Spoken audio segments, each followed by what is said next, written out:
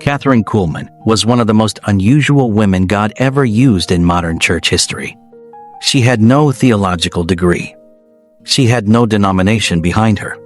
She was a woman in a world that believed women had no business behind a pulpit. And she made one decision that cost her everything: her ministry, her reputation, her congregation, all of it gone.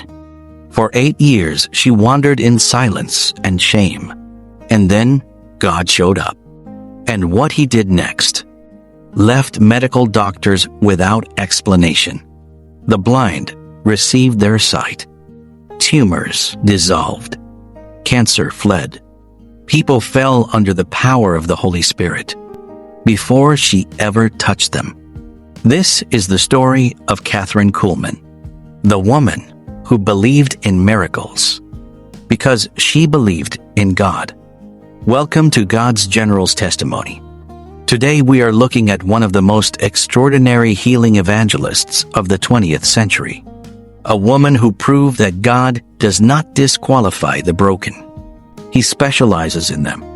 But before we begin, if you love the stories of the men and women God used to shake nations, make sure you subscribe to God's General's Testimony, like this video, and turn on the notification bell so you never miss these powerful testimonies from church history. Now, let us begin.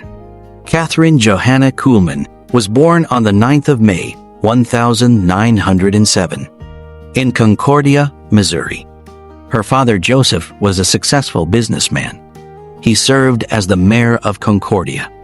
Her mother Emma was a devout Methodist, a woman of the Word, an excellent Bible teacher. By all accounts, Kathryn had a happy childhood. She was spirited, bold, restless, always feeling like there was something more, just beyond the horizon. Then, one evening at the age of 14, at a revival meeting held in a small Methodist church, Kathryn Kuhlman gave her life to Jesus Christ, and she was never the same again. She later described that moment as something she could never fully explain. Something entered her that night. A burden, a fire, a love for souls that would never leave her for the rest of her life. She said, "With my conversion, there came this terrific burden for souls." When you think of Kathryn Kuhlman, think only of someone who loves your soul. She was 14 years old, and already God had marked her. In the summer of 1923, against her parents' wishes, Kathryn left home. She went to join her older sister Myrtle and her brother-in-law, traveling evangelists working the western states of America. She planned to stay for one summer. She never went back. In 1928, at just 21 years old, Kathryn began her own ministry in Boise, Idaho. Together with her gifted pianist and closest friend Helen Gulliford, she traveled to towns no one else wanted to evangelize. Think about that for a moment. 2 young women, no money, no famous names vouching for them, no large denomination backing them. Sometimes they slept in turkey houses. Sometimes they cleaned out dirty, rundown buildings with their own hands, just to have a place to preach the gospel. They begged local communities for the opportunity, and they called themselves God's girls. What God was building in those years of obscurity and struggle, the world was not yet ready to receive. By 1933, the ministry had grown. Kathryn settled in Denver, Colorado. She rented a warehouse, converted it into a place of worship, hired a small staff. Her simple, passionate, direct style of preaching made her a household name in Denver. On the 30th of May, 1935, they opened the Denver Revival Tabernacle with a giant neon sign above the building that read, "Prayer changes things." That sign could be seen from a great distance across the city. The tabernacle held 2,000 people, and it filled every service. Kathryn Kuhlman was rising. God was moving. The future looked bright. And then, she made the decision that would cost her everything. In 1937, a married evangelist named Burroughs Waltrip came to preach at her tabernacle. He was gifted. He was charming. He was persuasive. He was also already married, with 2 young children at home. Everyone around Kathryn warned her. Her closest friends warned her. Her colleagues warned her. She knew it was wrong. Deep in her spirit, she knew. But in October of 1938, Kathryn Kuhlman married Burroughs Waltrip, and the consequences were immediate, and they were devastating. Her congregation scattered overnight. Her reputation was destroyed. Her ministry collapsed completely. The woman, who had been filling a 2 to 1,000-seat tabernacle every service, was suddenly preaching to almost no one. She carried the weight of that decision for the rest of her life. She said it was the single greatest regret she had ever known. Not because of what it cost her ministry, but because of what it cost his children. For 8 years, she wandered. 8 years of silence. 8 years of shame. 8 years of wondering if God could ever use a woman who had made such a terrible mistake. But here is what those 8 years were really doing. God was not punishing Kathryn Kuhlman. He was preparing her. Because Kathryn had always been independent, self-reliant, confident in her own ability, determined to do things her own way. And God loved her far too much to let her stay that way. In that wilderness, Kathryn Kuhlman died to herself. The self-confidence died. The independence died. The doing things my way died. And something far more powerful rose in its place. Total, complete, absolute dependence on the Holy Spirit.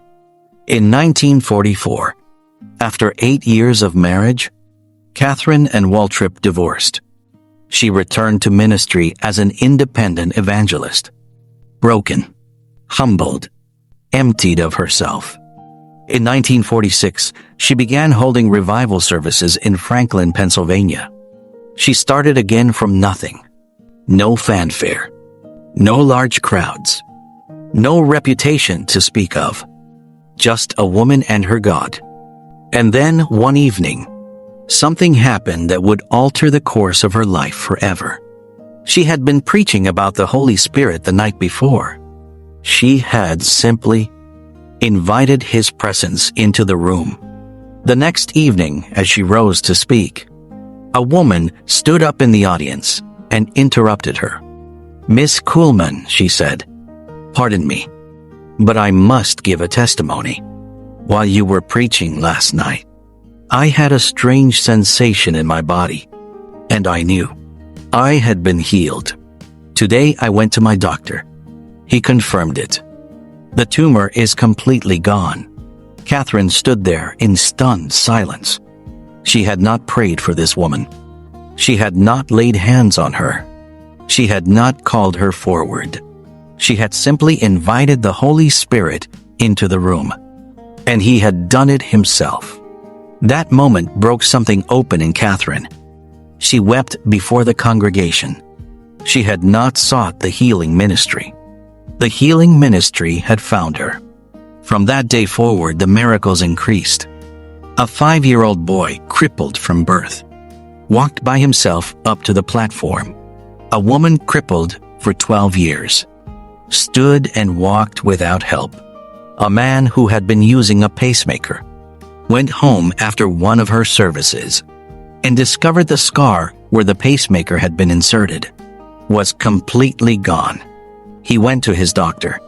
The pacemaker itself was gone. His heart was completely whole. Now medical doctors began attending her services, not to participate, to investigate. Doctors from Johns Hopkins Hospital came. They examined the cases. They testified to healings they had personally verified. And they could not explain what they were witnessing. Not one of them could. Now here is what made Kathryn Kuhlman different from many healing evangelists of her time. She never took credit. Not once. Not ever. She would say over and over and over again, "I have no healing power. I have nothing. It is the Holy Spirit who heals. I am simply the vessel." She placed no emphasis on the faith of the sick person. She placed everything on the presence of the Holy Spirit. One minister who observed her services said it was like watching two people in conversation, and you could not tell where Kathryn ended, and the Holy Spirit began. That was her secret. Not technique, not personality, not a formula. Intimacy. Pure intimacy with the Holy Spirit. By the 1960s, her ministry had expanded across America and around the world. She hosted a weekly television program called I Believe in Miracles on CBS. 50 radio stations carried her broadcasts 5 days every week. She filled the Shrine Auditorium in Los Angeles. She filled Carnegie Hall in New York City. The girl who started preaching in turkey houses and rundown buildings in Idaho was now one of the most recognized Christian voices in America. And through all of it, through every accolade, every packed auditorium, every miracle testimony, she carried one message: souls, souls, souls. She once said to a crowd in Washington, D.C., "I gave my life for the sole vision of lost souls." Remember that. Only souls. But even this giant of faith had her private battles. Her health had been declining for years. Her heart was enlarged. Doctors warned her repeatedly, "Slow down. Rest. Stop." She refused. She simply could not stop. She would not stop. There were still souls. There were still sick bodies. There was still the Holy Spirit moving. How could she stop? In July 1975, she was hospitalized. In November, she had a relapse. She underwent open-heart surgery in Tulsa, Oklahoma. On the 20th of February, 1976, Kathryn Kuhlman went home to be with the Lord. She was 68 years old. On her tombstone are the words she had spoken thousands of times, across thousands of pulpits, in front of millions of people. "I believe in miracles because I believe in God." She left behind no husband, no children, no great empire, just a testimony that God can take the woman the world dismissed, the woman who made the worst decision of her life, the woman who wandered for 8 years in silence and shame, and fill her so completely with His Spirit that blind eyes see, and crippled legs walk, and tumors dissolve in her very presence. Kathryn Kuhlman proved that God is not looking for your perfection. He is looking for your surrender, not your strength, your yielding, not your reputation, your availability. Because when you make yourself fully available to the Holy Spirit, there is nothing, absolutely nothing, He cannot do through you. This was Kathryn Kuhlman, the Miracle Lady, and her voice still echoes through history. I believe in miracles because I believe in God. If this testimony blessed you, write in the comments, "I believe in miracles." Tell us which general of faith you would love us to cover next on God's General's Testimony. And if you have not yet subscribed, this is your moment. Join this growing family as we uncover the lives, miracles, and sacrifices of the men and women God used to change the world. Until next time, keep the faith. Stay hungry for God.